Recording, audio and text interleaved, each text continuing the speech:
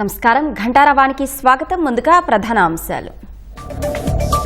బంగాళాఖాతంలో అల్పపీడనం వాయుగుండంగా మారే అవకాశం. కోస్తాంధ్రకు భారీ వర్ష సూచన. విద్యా సంస్థలకు సెలవులు.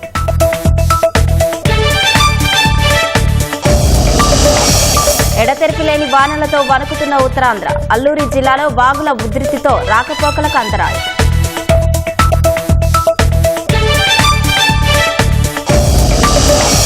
ఉభయ గోదావరి జిల్లాల్లోనూ విస్తారంగా వానలు. గోదావరిలో పెరిగిన వరద, డ్రైన్లు పొంగి పొలాలు మునక.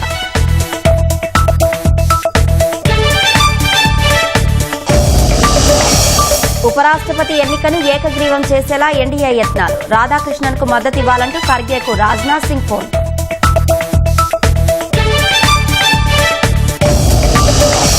ఇవాళ ట్రంప్తో ఉక్రెయిన్ అధ్యక్షుడు జెలెన్స్కీ సమావేశం. హాజరు కానున్న నాటో, ఐరోపా దేశాల నాయకులు.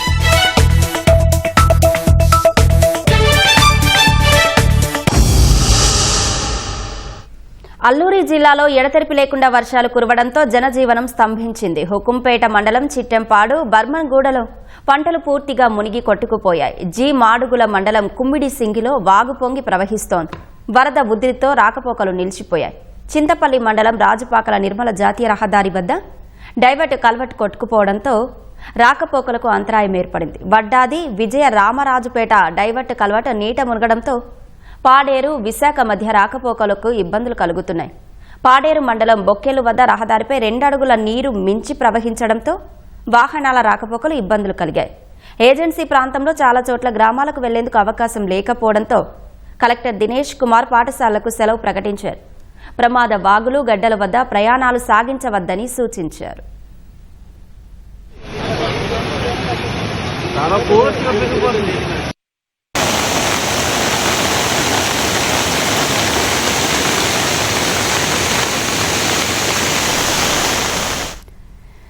శ్రీకాకుళం జిల్లా పలాస నియోజకవర్గంలో ఆదివారం ఎడతెరిపి లేని వాన కురిసింది. వరద ఉధృతికి మందస మండలం దున్నూరు పంచాయతీలో 4 పడవలు సముద్రంలోకి కొట్టుకుపోయాయి.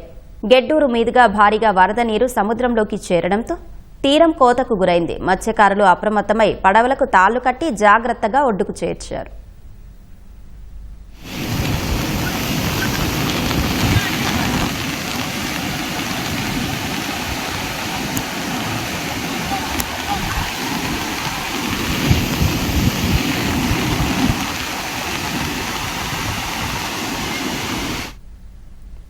శ్రీకాకుళం జిల్లా పలాస నియోజకవర్గంలో ఆదివారం ఎడతెరిపి లేని వాన కురిసింది. వరద ఉధృతికి మందస మండలం దున్నూరు పంచాయతీలో 4 పడవలు సముద్రంలోకి కొట్టుకుపోయాయి.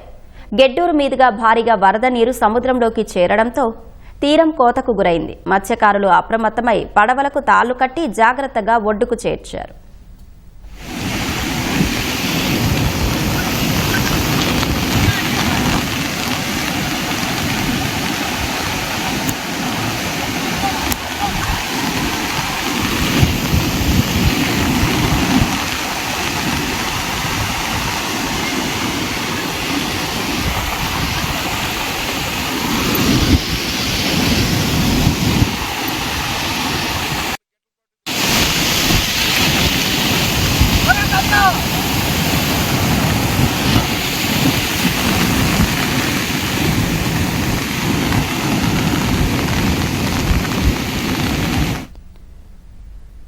ఎడతెరిపి లేని వానలతో ఉత్తరాంధ్ర చిగురుటాకులా వణుకుతోంది. అల్పపీడన ప్రభావంతో విశాఖ, అల్లూరి, శ్రీకాకుళం జిల్లాలో భారీ వర్షాలు కురుస్తున్నాయి. శ్రీకాకుళం జిల్లా గెడ్డూరు వద్ద సముద్రంలో అలల తాకిడికి తీరం కోతకు గురై మత్స్యకారుల పడవలు కొట్టుకుపోయాయి. రహదారులపై వర్షపు నీరు చేరి వాహనదారులు, ప్రయాణికులు తీవ్ర ఇబ్బందులు పడుతున్నారు. మరింత సమాచారం మా ప్రతినిధి ఆదిత్య పవన్ ప్రత్యక్ష ప్రసారం ద్వారా అందిస్తారు. బంగాళాఖాతం ఆనుకున్న అల్పపీడనం కొనసాగుతుంది. ఇది ఇవాళ వాయుగుండంగా మారే అవకాశం ఉంది. వాయుగుండంగా మారిన తర్వాత సుమారుగా 24 గంటల పాటు ఇది తీరంలోనే కొనసాగుతుంది. ఆ ప్రభావం వల్ల ముఖ్యంగా కోస్తాంధ్ర ప్రాంతాల్లో భారీ వర్షాలు పడే అవకాశం ఉందని విశాఖపట్నం వాతావరణ కేంద్రం ఇప్పటికే సూచించింది. ప్రస్తుతం అయితే మనకు ఉత్తర కోస్తాలో భారీ వర్షాలు పడుతున్నాయి. గడిచినటువంటి 24 గంటలు కూడా చాలా భారీ వర్షాలు నమోదయ్యాయి. విశాఖపట్నం నగరంలోనే సగటున సుమారుగా 11 నుంచి 15 సెంటీమీటర్ల వర్షపాతం నమోదైంది. నౌసేనాబాద్, కాపులుపాడ ప్రాంతాల్లో అయితే 15 సెంటీమీటర్ల వర్షపాతం నమోదైంది. పెందుర్తి, మధురవాడ ప్రాంతాల్లో సుమారుగా 10 నుంచి 11 సెంటీమీటర్ల వర్షపాతం నమోదైంది. మరో 24 గంటల పాటు ఈ భారీ వర్షాలు ఉండే అవకాశం ఉందని విశాఖపట్నం వాతావరణ కేంద్రం అధికారులు వ్యక్తం చేస్తున్నారు. ఇప్పటికే ఇటు ఉత్తర కోస్తాలో శ్రీకాకుళం, విజయనగరం, విశాఖ ప్రాంతాల్లో భారీ వర్షాలు పడుతున్నాయి. అలాగే ఇటు కోస్తాంధ్ర ప్రాంతాల్లో కూడా భారీ వర్షాలు నమోదయ్యే అవకాశం ఉందని వాతావరణ శాఖ అధికారులు స్పష్టం చేస్తున్నారు. ఇప్పటికే ఎల్లో అలర్ట్ని ఈ ఉదయం 7 గంటలకి విశాఖ వాతావరణ శాఖ అధికారులు ఎల్లో అలర్ట్ జారీ చేశారు. శ్రీకాకుళం, పార్వతీపురం మన్యం, విజయనగరం, విశాఖ, అనకాపల్లి, అల్లూరి, కాకినాడ, డాక్టర్ బిఆర్ అంబేద్కర్, కృష్ణా, గుంటూరు, పల్నాడు, నంద్యాల ప్రాంతాల్లో కూడా ఇటు 1-2 చోట్ల భారీ వర్షాలు, అలాగే ముఖ్యంగా ఉత్తర కోస్తాలో అతి భారీ వర్షాలు పడే అవకాశం ఉందని వాతావరణ శాఖ అధికారులు ఇప్పటికే సూచన చేశారు. ఇప్పటికీ ఈ సమాచారాన్ని సంబంధిత జిల్లా కలెక్టర్లకి అందజేశారు. జిల్లా కలెక్టర్లు అయితే అప్రమత్తమయ్యారు. ముఖ్యంగా వాయుగుండం ఇది ఒరిస్సా ప్రాంతానికి, ఉత్తర కోస్తా ప్రాంతానికి, ఉత్తరాంధ్ర ప్రాంతానికి మధ్య ఇది వాయుగుండంగా ఏర్పడుతుంది. వాయుగుండంగా ఏర్పడిన తర్వాత రేపు మధ్యాహ్నం లోపులో ఇటు దక్షిణ ఒరిస్సా, ఉత్తర కోస్తా ఈ ప్రాంతాల మధ్య తీరం దాటే అవకాశం ఉందని స్పష్టం చేస్తున్నారు. సాధారణంగా ఒక వాయుగుండం ఏర్పడిన తర్వాత తీరం దాటిన తర్వాత దాని ప్రభావం చాలా ఇంకా ఎక్కువగా కనిపిస్తుంది. ఎందుకంటే తీరం దాటిన తర్వాతే భారీ వర్షాలు పడే అవకాశం ఉంది. అందుకే ఒక 4 రోజుల పాటు రాష్ట్రానికి భారీ వర్షాలు ఉండే అవకాశం ఉందని వాతావరణ శాఖ అధికారులు స్పష్టం చేశారు. ఇప్పటికే ఇటు అల్లూరి, అనకాపల్లి, విశాఖ ఈ 3 ప్రాంతాల్లో కూడా దీని ప్రభావం కనిపిస్తుంది. గడిచినటువంటి 24 గంటలు కురిసిన వర్షాలకి చాలా వరకు జలవనరులు ఉన్న ప్రాంతాలంతా కూడా చాలా ఎక్కువగా విపరీతమైనటువంటి నీరంతా కూడా చేరింది. గంభీరంలో కూడా అధిక మొత్తంలో నీరు చేరింది. ఇటు ముఖ్యంగా చోడవరం దగ్గర, విజయరామరాజుపేట పరిసర ప్రాంతాల్లో రాకపోకలకి అంతరాయం ఏర్పడింది. నర్సీపట్నం నుంచి పాడేరు వెళ్లే పరిస్థితులు కావచ్చు, అలాగే ఇటు విశాఖ నుంచి పాడేరు వెళ్ళేటువంటి మార్గాలు కావచ్చు. ఇటువంటి మార్గాల్లో ప్రధానంగా విజయరామరాజుపేట ప్రాంతం దగ్గర చాలా ఉధృతంగా నీరు ప్రవహిస్తుంది. కాబట్టి రాకపోకలకి అంతరాయం ఏర్పడుతుంది. అలాగే అల్లూరు జిల్లాలో చాలా ప్రాంతాల్లో కూడా వాగులు పొంగి ప్రవహిస్తున్నాయి. ముఖ్యంగా గడిచినటువంటి 48 గంటలు కూడా రికార్డు స్థాయిలో వర్షపాతాలు నమోదయ్యాయి. కాబట్టి ఆ ప్రభావం కొనసాగుతుంది. ఇప్పుడు ఇంకా మరో 24 గంటల పాటు వర్షాలు ఉంటాయి. కాబట్టి ఈ నీటి వనరులు ఉన్న ప్రాంతంలో చాలా ఎక్కువ మొత్తంలో వర్షపు నీరు చేరుతోంది. ఇప్పటికే నీటిపారుదల శాఖ అధికారులు అప్రమత్తంగా ఉండాలన్నటువంటి ఆదేశాలు ప్రభుత్వం జారీ చేసింది. జిల్లా కలెక్టర్ కూడా జారీ చేశారు. విశాఖపట్నంలో విశాఖ, అల్లూరి, అనకాపల్లి, విజయనగరం ప్రాంతాలు కావచ్చు. ఈ ప్రాంతాలన్నీ కూడా విద్యా సంస్థలకు ఇప్పుడే సెలవు ప్రకటించారు. మరోవైపు ఇప్పటికే ఈపీడీసీఎల్ అధికారులు, విశాఖలోనే ఈపీడీసీఎల్ ప్రధాన కార్యాలయం ఉంటుంది. ఈపీడీసీఎల్ అధికారులు అప్రమత్తంగా ఉన్నారు. వర్షం వల్ల ఎటువంటి ప్రమాదం జరగకుండా, ముఖ్యంగా విద్యుత్ అంతరాయం రాకుండా చూడడం. రెండోది, ఈ వర్షపు ప్రభావం వల్ల విద్యుత్ అంతరాయం కలిగితే వెంటనే హుటాహుటిన ఆ ప్రాంతాలను సందర్శించి అక్కడ కావాల్సినటువంటి సహాయ కార్యక్రమాలు చేయాలని విద్యుత్ శాఖ అధికారులు కూడా ఇప్పటికే ఆదేశాలు జారీ చేశారు. మరో 2 రోజుల పాటు రాష్ట్రంలో ఈ వర్ష ప్రభావం కొనసాగేటువంటి అవకాశం ఉంది. ప్రస్తుతం అయితే వాతావరణ శాఖ అధికారులు ఇస్తున్నటువంటి సమాచారం ప్రకారం అయితే కాకినాడ, కోనసీమ, డాక్టర్ బిఆర్ అంబేద్కర్ జిల్లా ప్రాంతాలు, అలాగే అనకాపల్లి పరిసర ప్రాంతాలు, అలాగే విశాఖపట్నం నుంచి కూడా ఉదయం నుంచి ఎడతెరిపి లేకుండా వర్షం కురుస్తోంది. విశాఖపట్నంలో ఉన్నటువంటి జీవీఎంసీ కమాండ్ కంట్రోల్ రూమ్లో నుంచి పరిస్థితిని కమిషనర్ చేతన్ గార్గే సమీక్షిస్తున్నారు. అలాగే విశాఖపట్నం కలెక్టర్ ఎంఎన్ హరీంద్ర ప్రసాద్ కూడా ఒక కంట్రోల్ రూమ్ని ఏర్పాటు చేశారు. ఇప్పటికే నగరంలో చాలా ప్రాంతాలు 10 సెంటీమీటర్లు మించినటువంటి వర్షపాతం నమోదైంది. లోతట్టు ప్రాంతాలను ఇప్పటికే అధికారులు ఎప్పటికప్పుడు పరిస్థితిని సమీక్షిస్తున్నారు. మరో 24 గంటల పాటు ఈ యొక్క వర్షాలు ఉండే అవకాశం ఉంది. కాబట్టి అధికారులు అప్రమత్తంగా ఉన్నారు. ముఖ్యంగా వాయుగుండం మారిన తర్వాత ప్రస్తుతమైతే తీరం వెంబడి గంటకు 40 నుంచి 50 కిలోమీటర్ల వేగంతో బలమైన ఈదురుగాలులు కొనసాగుతున్నాయి. వాయుగుండం ఏర్పడిన తర్వాత ఇవి గంటకు 50 నుంచి 60 కిలోమీటర్ల వేగంతో ఈదురుగాలు కొనసాగేటువంటి పరిస్థితి కనిపిస్తుంది. ఇప్పటికే వాతావరణ శాఖ అధికారులు ఆదేశాలు జారీ చేశారు. విశాఖపట్నం వాతావరణ శాఖ రాష్ట్ర ప్రభుత్వానికి, జిల్లా కలెక్టర్లకి ఎప్పటికప్పుడు అప్డేట్ని ఇస్తోంది. వర్షాల ప్రభావం ఎక్కడుందనేటువంటి అంశాన్ని కూడా ఎప్పటికప్పుడు అప్డేట్ ఇస్తోంది. అయితే కోస్తాంధ్ర ప్రాంతాల్లో మరో 24 గంటల పాటు భారీ నుంచి అతి భారీ వర్షాలు పడే అవకాశం ఉంది.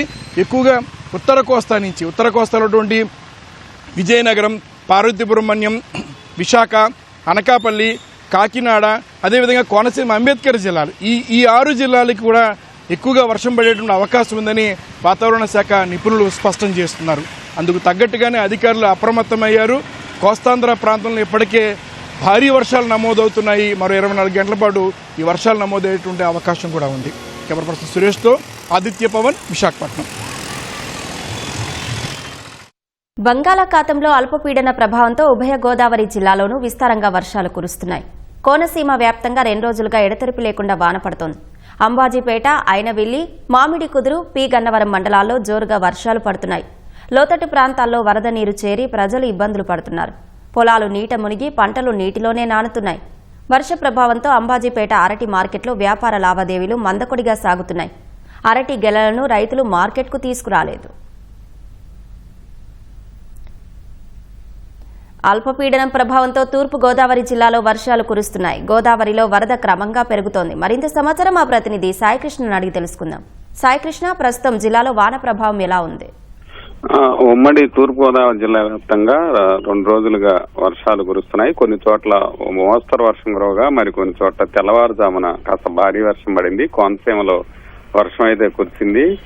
ఇప్పటికే లోతట్టు ప్రాంతాలు వరి నారుమళ్లు వేసిన వరి పొలాలు అయితే నీట మునుగుతున్నాయి. పి గన్నవరం, అంబాజీపేట, మామిడి కుదురు తదితర మండలాల్లో లోతట్టు ప్రాంతాల్లో వరి నీట మునిగింది. ఇంకా వర్షం కాస్త మోస్తరుగా కురుస్తోంది.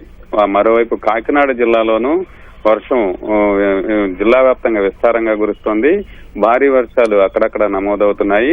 వాతావరణ శాఖ హెచ్చరికలతో జిల్లా యంత్రాంగం అప్రమత్తమైంది. కలెక్టర్ షణ్మోహన్ క్షేత్రస్థాయిలో పరిస్థితిని ఎప్పటికప్పుడు అంచనా వేస్తున్నారు. సిబ్బందిని ఎక్కడికక్కడ తాజాగా ఆదేశాలు అయితే జారీ చేశారు. గొల్లప్రోలు మండలంలో సుద్దగడ్డ వాగు ఉధృతిగా ప్రవహిస్తోంది. వారం రోజులుగా ఈ ప్రవాహానికి అవతల వైపున్న కాలనీ వాసులు చాలా ఇబ్బంది పడుతున్నారు. అక్కడ ఒక వంతెన నిర్మాణంలో ఉంది. అది దానికోసం తాత్కాలికంగా ఏర్పాటు చేసిన వంతెన నీట మునగటంతో పైకెక్కి ప్రమాదకరంగా కాలనీ వాసులు రాకపోకలు సాగిస్తున్నారు. మళ్లీ తాజాగా ఎగువ ప్రాంతాల్లో కురిసిన వర్షాలకు సుద్దగడ్డ వాగు మరింత ఉధృతిగా ప్రవహిస్తుండటంతో అక్కడ పంట పొలాలు సుమారు 1000 ఎకరాల వరకు నీట మునిగాయి. అలాగే పిఠాపురం మండలంలోనూ లోతట్టు ప్రాంతాల్లో సుమారు 200 వరకు ఎకరాలు నీట మునిగాయి. అట్లాగే తూర్పుగోదావరి జిల్లా వ్యాప్తంగానూ ఒక మోస్తరు వర్షాలు అయితే పడుతున్నాయి. గోదావరిలోనూ క్రమంగా వరద పెరుగుతోంది. సాధారణంగా గోదావరి ఈసారి ప్రత్యేకమైన పరిస్థితులున్నాయి. ఆగస్టు నెలలో అత్యధిక వరద గోదావరికి వస్తుంది. ఇప్పుడైతే జులై నెలలోనే అత్యధికంగా 6,56,000 వచ్చింది క్యూసెక్ల ప్రవాహం ధవళేశ్వరం ఆనకట్టకు. అదే ఈ సీజన్ లో గరిష్ట వరద. మళ్లీ తాజాగా ఎగువ ప్రాంతాల్లో కురుస్తున్న వర్షాలతో గోదావరి క్రమంగా పెరుగుతోంది. ధవళేశ్వరం ఆనకట్ట నుంచి 175 గేట్లు ఎత్తి 4,40,000 క్యూసెక్ల వరద నీరుని దిగువకు వదులుతున్నారు. ఇంకా మరికాస్త పెరిగే అవకాశం ఉంది. అయితే మొదటి ప్రమాద హెచ్చరిక స్థాయి వరద అయితే ధవళేశ్వరం ఆనకట్టకు వచ్చే అవకాశం లేదని జలవనరుల శాఖ అధికారులు స్పష్టం చేశారు.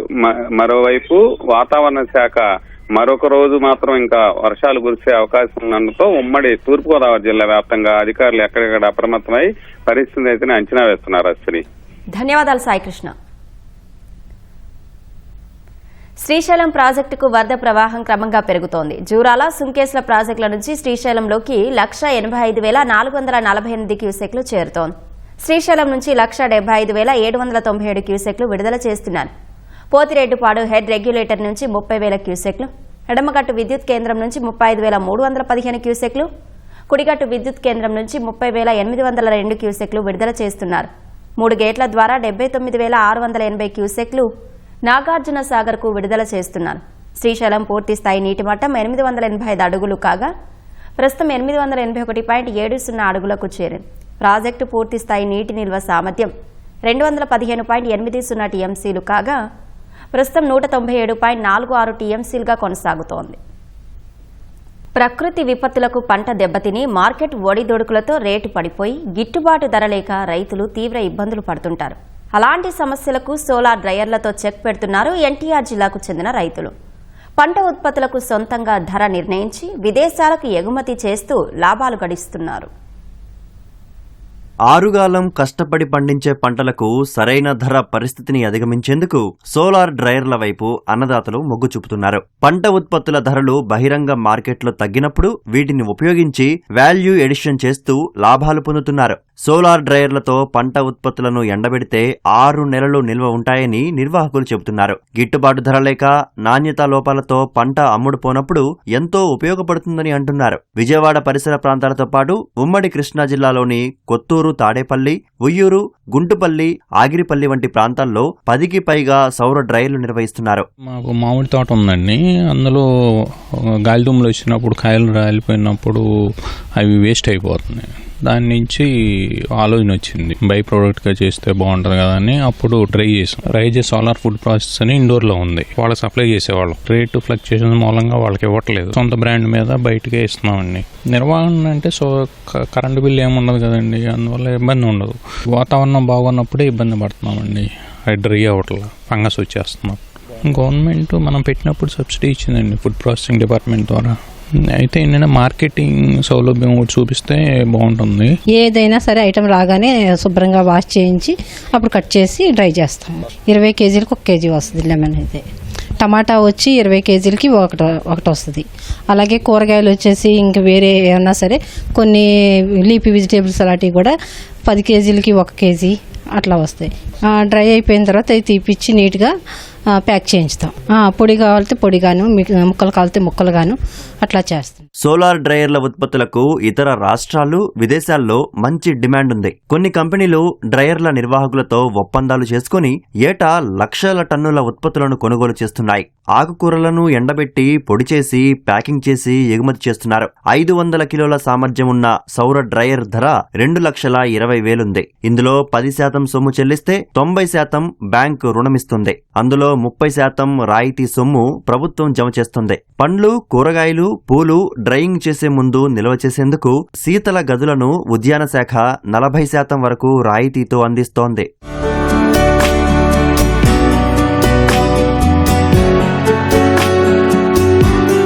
మన ఆంధ్ర రాష్ట్రంకి వచ్చేప్పటికి 5,000 కోట్ల రూపాయలు పంట నష్టం జరుగుతుంది. చాలా పరిశోధనలు చేసి త్వరగా డ్రై అయ్యేది, తర్వాత ఎక్స్పోర్ట్ క్వాలిటీ, ఇటువంటి అన్నిటికీ మనం డిజైన్ చేసాం అనమాట. పంట ఉత్పత్తులు మార్కెట్ యార్డ్కి తీసుకొచ్చినప్పుడు ధాన్యం తడిచిపోవడం వల్ల పంట నష్టపోతున్నారు మార్కెట్ ధర లేక.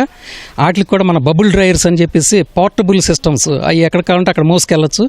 వాటిని అక్కడ డ్రై చేసేసి వాళ్ళు తేమ శాతాన్ని నివారించుకోవచ్చు.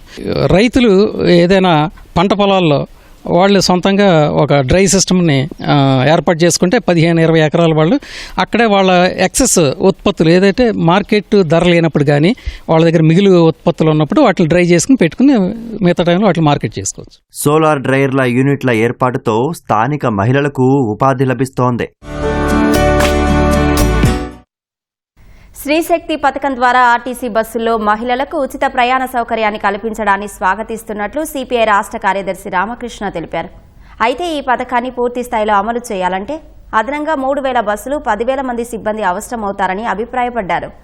రాజమహేంద్రవరంలోని పార్టీ కార్యాలయంలో సమావేశం నిర్వహించిన ఆయన ప్రభుత్వం అదనంగా బస్సులు సమకూర్చడంతో పాటు ఆర్టీసీలో ఖాళీగా ఉన్న పోస్టులను తక్షణం భర్తీ చేయాలని డిమాండ్ చేశారు.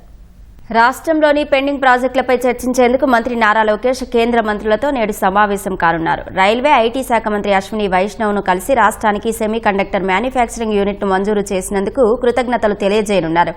అనంతరం కేంద్ర రోడ్డు రవాణా మంత్రి నితిన్ గడ్కరీ, పెట్రోలియం శాఖ మంత్రి హర్దీప్ సింగ్ పూరి, జలవనరుల శాఖ మంత్రి సర్బానంద్ సోనోవాల్, వాణిజ్య పరిశ్రమల శాఖ మంత్రి పీయూష్ గోయల్, విదేశాంగ శాఖ మంత్రి జయశంకర్తో సమావేశం కానున్నారు.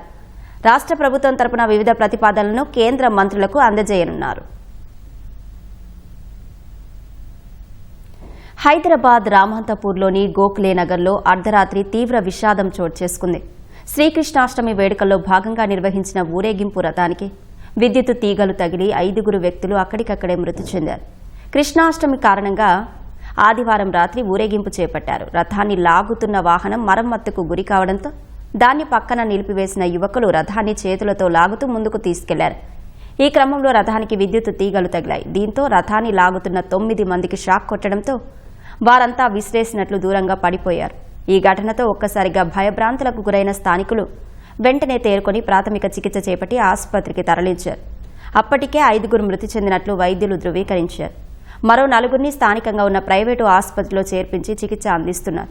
మృతి చెందిన వారిలో కృష్ణ యాదవ్, సురేష్ యాదవ్, శ్రీకాంత్ రెడ్డి, రుద్ర వికాస్, రాజేంద్ర రెడ్డి ఉన్నట్లు గుర్తించారు. వారి మృతదేహాలను శవ పరీక్ష నిమిత్తం గాంధీ ఆసుపత్రికి తరలించారు. గాయపడిన వారిలో కేంద్ర మంత్రి కిషన్ రెడ్డి గన్మెన్ శ్రీనివాస్ సైతం ఉన్నట్లు సమాచారం. అంగరంగ వైభవంగా కుమార్తె వివాహం చేసి అప్పగింతలు చేసే క్రమంలో ఆ తల్లి గుండె ఆగిపోయింది. ఈ విషాదకర ఘటన తెలంగాణలోని ఖమ్మం జిల్లా కామేపల్లి మండలం అబ్బాసుపురం తండాలో చోటు చేసుకుంది.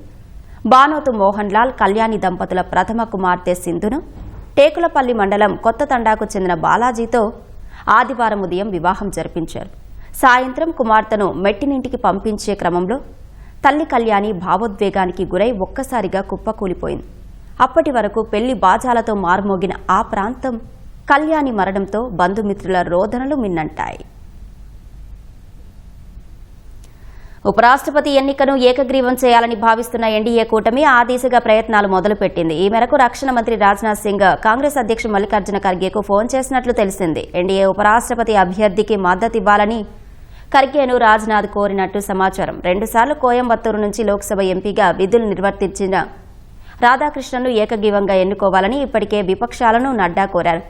మరోవైపు ఎన్డీఏ తరపున ఉపరాష్ట్రపతి ఎన్నికను రక్షణ మంత్రి రాజ్నాథ్ సింగ్ పర్యవేక్షిస్తారని తెలిసింది. పోలింగ్ ఏజెంట్గా పార్లమెంటరీ వ్యవహారాల శాఖ మంత్రి కిరణ్ రిజిజు వ్యవహరిస్తారని సమాచారం. రష్యా అధ్యక్షుడు పుతిన్తో చర్చల తర్వాత అమెరికా అధ్యక్షుడు డొనాల్డ్ ట్రంప్ కీలక వ్యాఖ్యలు చేశారు. రష్యా విషయంలో కీలక పురోగతి సాధించామని, మరిన్ని వివరాలు త్వరలోనే వెల్లడిస్తానని చెప్పారు. ఇందుకు సంబంధించి తన సొంత సోషల్ మీడియా వేదిక ట్రూత్ సోషల్లో పోస్టు పెట్టారు. ఉక్రెయిన్ యుద్ధం ముగింపునకు సంబంధించి ఎలాంటి ఒప్పందం కుదరకుండానే అలస్కా సమావేశం ముగిసినప్పటికీ ట్రంప్ తాజా ప్రకటన ఆసక్తిగా మారింది. మరోవైపు ఉక్రెయిన్కు నాటో తరహా భద్రతా గ్యారంటీని అమెరికా, ఐరోపా మిత్ర దేశాలు అందించేందుకు రష్యా అధ్యక్షుడు పుతిన్ అంగీకరించినట్లు అమెరికా ప్రత్యేక రాయబారి స్టీవ్ విట్కాఫ్ వెల్లడించారు. అలస్కాలో ట్రంప్, పుతిన్ చర్చించిన అంశాలను తొలిసారి వెల్లడించిన ఆయన సెక్యూరిటీ గ్యారంటీకి ఇరు దేశాలు అంగీకరించాయన్నారు. చర్చల్లో ఇదే గేమ్ చేంజర్గా మారుతుందన్నారు. శాంతి ఒప్పందానికి అవసరమైన అన్ని అంశాలను ప్రస్తావించామన్న విట్కాఫ్ ఉక్రెయిన్లోని అదనపు భూభాగంలోకి వెళ్లకుండా చట్టబద్ధతో కూడిన హామీ ఇస్తామని రష్యా చెప్పిందన్నారు. మరోవైపు ఉక్రెయిన్ అధ్యక్షుడు జెలెన్స్కీ ఇవాళ ట్రంప్తో భేటీ కానున్నారు. ఈ సమావేశానికి నాటో, ఐరోపా దేశాల నాయకులు కూడా హాజరు కానున్నారు. యుద్ధం ముగింపునకు సంబంధించి ఇవాళ కీలక ప్రకటన వెలువడుతుందని అంచనా వేస్తున్నారు.